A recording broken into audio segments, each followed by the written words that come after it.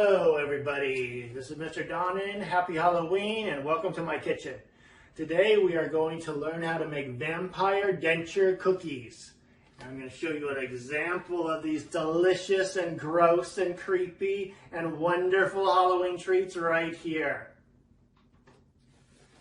So fortunately we can make these cookies with some very simple ingredients. We have cookies that I bought from the store. I have small marshmallows. I have almonds, almond slivers, and I have cake frosting, and one of the most important ingredients, food coloring. Food coloring. I love food coloring, and the color that I'm using for this and that you need is red food coloring. So let's get started. First off, you're going to take your cookie. Now, the recipe I saw called for chocolate chip cookies. I chose today to use oatmeal cookies because that's actually my favorite. These are soft. I recommend you use softer cookies. It's a little easier to work with. You could even forego the knife and bend the cookie, but we need 2 halves. I'm just going to be very precise and use my knife here to cut it in half. And I'm using a big knife. You can use a butter knife. Oh, but whenever you use any knives, please get your parents' permission and have them supervise you. So now we have 2 halves of a cookie. So we're ready to go. I'm flipping them so the flat part is facing me now, facing up. Next step is I'm going to make the gums like we have. I have already put some of my cake frosting, my white cake frosting, in my bowl. And now one of the most fun parts is I'm going to add the food coloring. Again, red food coloring. I suppose you could use any color food coloring that you chose. I guess it was blue, would be more like alien dentures, or green. But I'm doing vampire dentures, so I'm choosing to use red. So I'm adding some. I made a little pit in my white frosting so I can make a little lake of red in there. And then I just am going ahead and I am stirring it together to make a delightful pinkish reddish color. Now if you do this and it seems a little more pink than you want it, add a little more food coloring, it'll get it more red.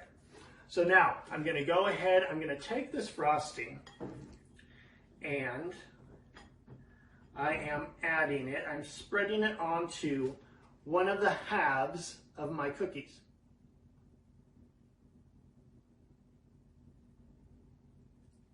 It's a little tricky. And when I scrape my knife, I'm scraping to make sure that I have some all along the edges. And you're going to see why we need a nice amount on the edges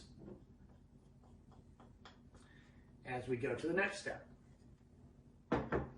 Now I am doing the other half of my cookie. It does get a little bit messy, but you know, being a little messy is, I think, half the fun when it comes to cooking. The other half is eating your creation. All right, so now I have 2 halves of cookies that are frosted. I'm going to set my frosting aside. I'm going to set my food coloring aside. That's something, always remember to put the cap back on your food coloring because you do not want to get it on something your mom doesn't want it on. It can stain. All right, so now I'm going to take my marshmallows. This is where it gets interesting. All right, I'm taking my marshmallows to make the teeth. So I am going to put it around the semicircle, the arc of the mouth, all right? So that we have teeth going all around our half circle here.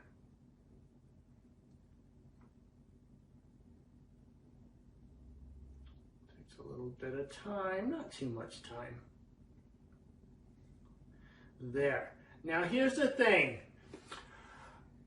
If I just go ahead and I put my other half of my cookie on top, there's nothing supporting the back. We want a support to make a base so it doesn't crumple and give us problems. So I do go ahead and I take a couple of extra marshmallows and I put them in the middle. They do not have to be seen. Actually, I would suggest not letting them be seen from the back.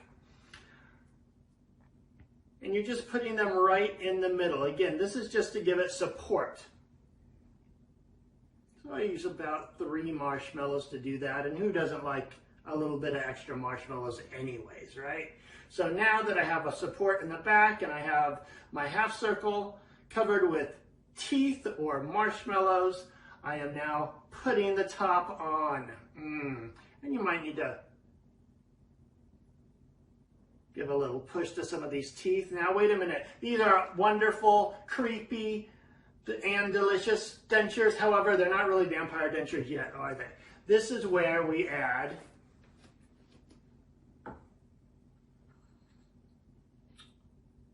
almond slivers.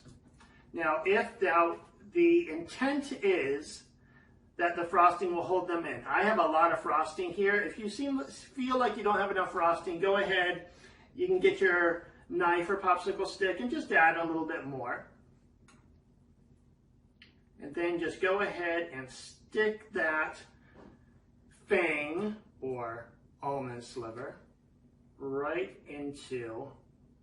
between 2 of the marshmallows for a nice, toothy, fangy smile. And there you go. We have vampire denture cookies. And we'll add this to our others. Have a great Halloween and hope you have a safe and fun holiday.